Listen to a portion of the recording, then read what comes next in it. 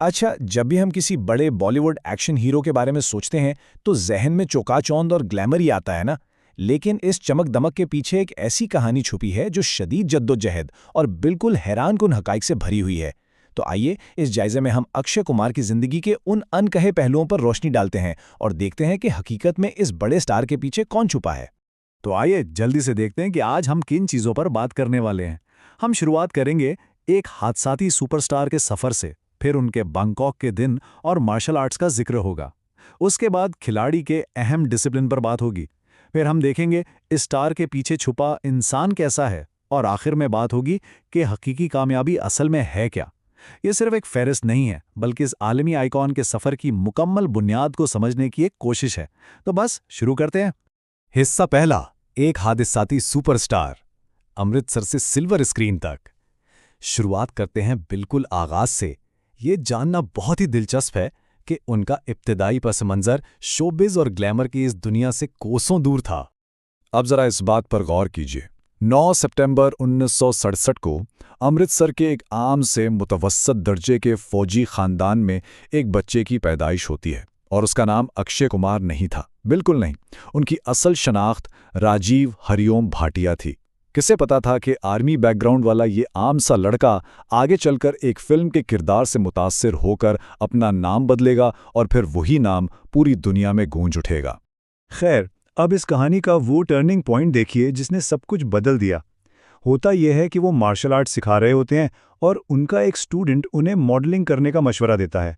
उन्होंने एक फ़ोटोशूट करवाया और यकीन मानिए, चंद घंटों की इस मॉडलिंग से उन्हें इतने पैसे मिल गए जितने वो मार्शल आर्ट सिखाकर महीनों में नहीं कमाते थे। यह बिल्कुल किसी बटरफ्लाई इफेक्ट जैसा था, एक छोटा सा इत्तेफाक जिसने सिनेमा की तारीख को हमेशा के लिए बदल कर रख दिया। हिस्सा 2, बैंकॉक के दिन और मार्शल आर्ट्स, हिम्मत और हौसले की बुनियाद। अब चलते हैं उन अहम सालों की तरफ जहां उनकी शख्सियत को असल मजबूती मिली और ये बुनियाद भारत से बहुत दूर रखी गई थी। अगर हम इस सफ़र पर नज़र डालें तो ये अमृतसर से शुरू होकर थाईलैंड और बैंकॉक तक जाता है और फिर वापस मुंबई आता है। थाईलैंड में गुजारा गया वक्त कोई आसान वक्त नहीं था। ये वो दौर था जब उन्हें अपने मार्शल आर्ट्स की तालीम का खर्चा उठाने के लिए दिन रात शदीद जिद्दोजहद करनी पड़ती थी। अब यहाँ सबसे दिलचस्प बात क्या है, एक ही वक्त में दो बिल्कुल मुख्तलिफ जिंदगियां।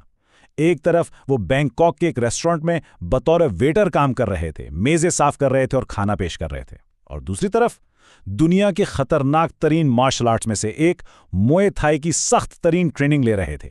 सच तो यह है कि रेस्टोरेंट के इस काम ने उनमें खुद इन्हिसारी पैदा की और मुए थाई ने उनकी वो मजबूत जिस्मानी बुनियाद रखी जो आज भी हम सबको स्क्रीन पर नजर आती है।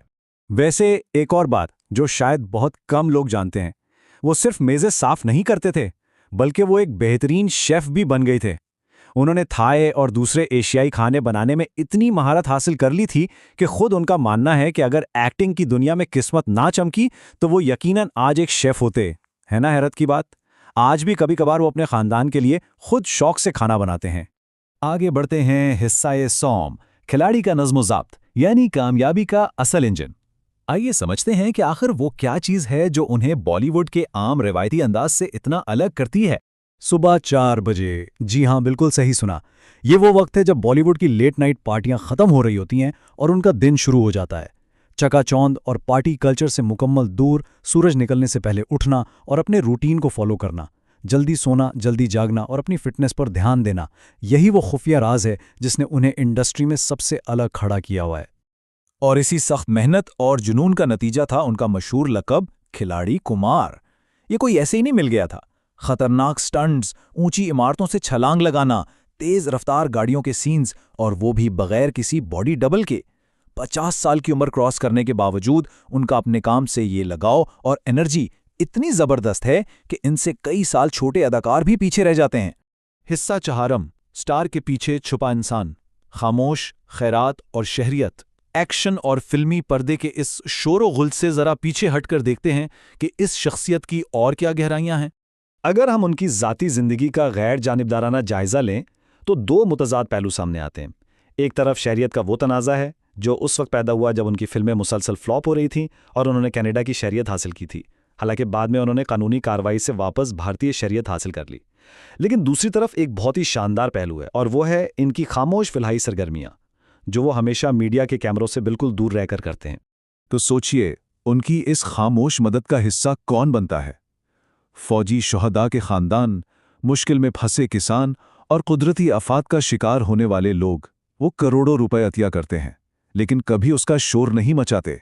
एक ऐसे स्टार के लिए जिसे हर वक्त मीडिया कवर करता हो, इस तरह की खामोश हमदर्दी सच में काफी हैरानकुन है, और बहुत कम लोग उनके इस इंतहाई नर्म पहलू से वाकिफ हैं। अब आते हैं अपने आखिरी हिस्से पर, हिस्सा पंचम, हकीकी कामयाबी की नई तारीफ। यहां हम ये देखेंगे कि कैसे उन्होंने अपने कैरियर का रुख सिर्फ कमर्शियल एक्शन फिल्मों से मोड़कर मुआशरे पर एक बामकसद असर डालने की तरफ कर दिया। जरा इन फिल्मों के नाम सुनिए: टॉयलेट, पैडमैन, एयरलिफ्ट, मिशन मंगल। और ये शानदार तरीके से इस बात की अक्कासी करता है कि उन्होंने बाकायदा एक सोचे समझे मंसूबे के तहत सिनेमा को सिर्फ पैसे कमाने के लिए नहीं, बल्कि समाजी बेदारी पैदा करने के लिए एक ताकतवर हथियार बनाया। तो अगर हम इस पूरी कहानी को समेटें तो कामयाबी के सिर्फ ये 4 उसूल सामने आते हैं: सख्त मेहनत, टूटने ना वाला नज़्म-ओ-ज़ब्त, आजिज़ी और हर हाल में आगे बढ़ते रहना। और बिल्कुल इन्हीं उसूलों को अपनाकर अमृतसर का वो आम सा लड़का जो किसी ज़माने में बैंकॉक के टेबल साफ किया करता था, आज दुनिया के सबसे बड़े मूवी स्टार्स की फहरिस्त में शामिल है। अब आखिर में सबके लिए एक सवाल छोड़कर जा रहा हूं। इन तमाम छुपे हुए हकाइक को जानने के बाद आपके ख्याल में वो क्या चीज़ है जो वाकई एक पायदार मुकाम और लेगेसी बनाने के लिए सबसे ज़्यादा ज़रूरी है? क्या वो सिर्फ थोड़ी सी किस्मत है, या परेशानियों में लिया गया सख्त डिसिप्लिन और एक बड़ा मकसद? स्टारडम के पीछे मौजूद इस हकीकत पर ज़रूर गौर कीजिएगा। हमारे इस जायजे में साथ देने का बहुत बहुत शुक्रिया।